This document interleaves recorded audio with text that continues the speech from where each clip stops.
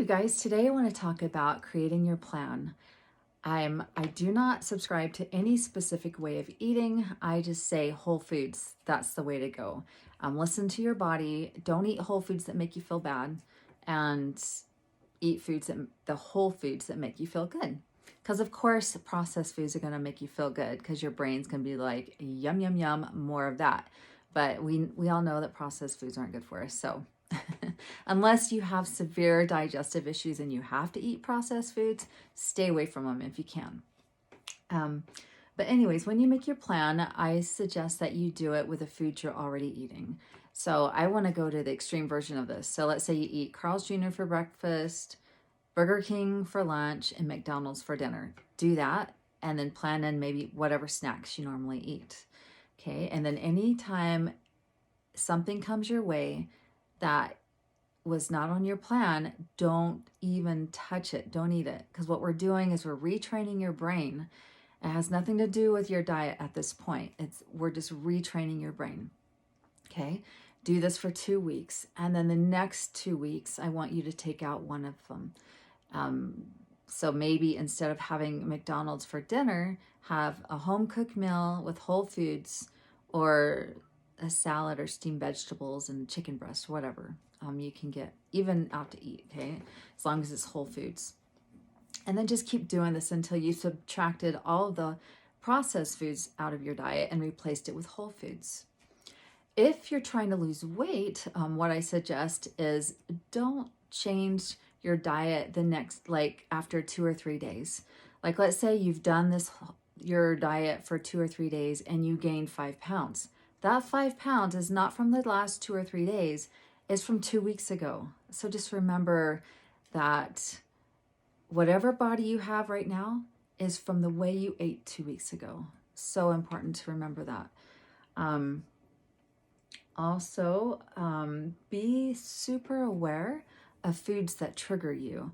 So let's say that you've planned some food into your routine, whatever, and you're really not that hungry, but because it's super yummy and super sweet, you want to eat it anyways. Then you know that's a trigger food for you, and it's one you want to eventually try to work out of your diet and replace.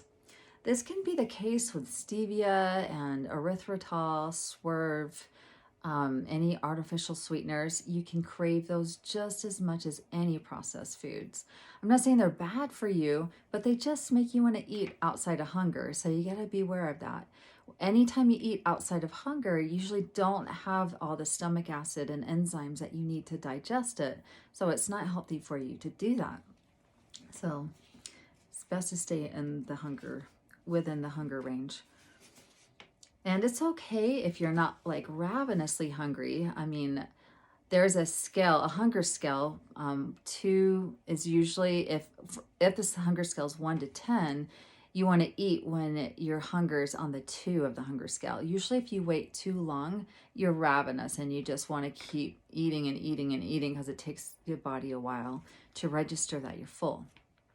So anyways,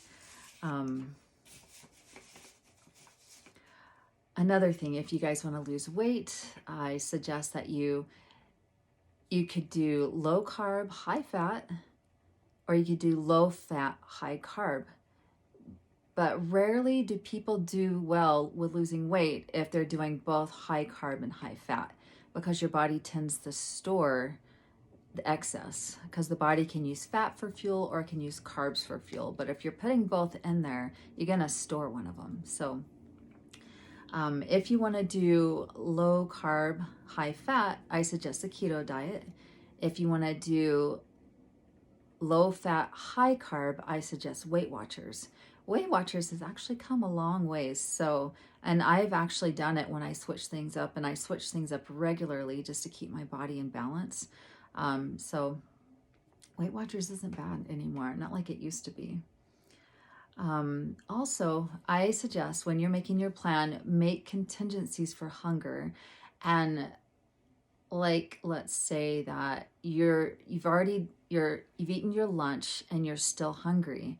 Have a food picked out that does not trigger you, that's kind of plain, but will satisfy your hunger and is not miserable to eat.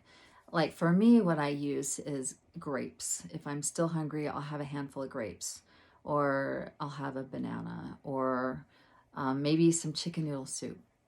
So you're the boss of you, so figure out what that would be for you. But again, make sure it's a food that you would only eat if you're hungry and not something that you're craving. Because when you're craving food, like sweet food, you get like this dopamine response in the brain that requires satisfaction. I know it sounds really weird, but it's just like hunger pains, but it's like brain hunger pains, so to speak. So beware of that, and I hope that helps. If you guys want coaching through this, I believe you can do it on your own. But if you want some help from somebody who's been there, done that hundreds of times, I'd be more than happy to set up a free consult with you, or you set up a free consult with me by going to my website at www.destinationnewlife.com and just hit the button. It says free consult. No strings attached, consultation over the phone, lasts for about an hour, and I'd love to talk to you.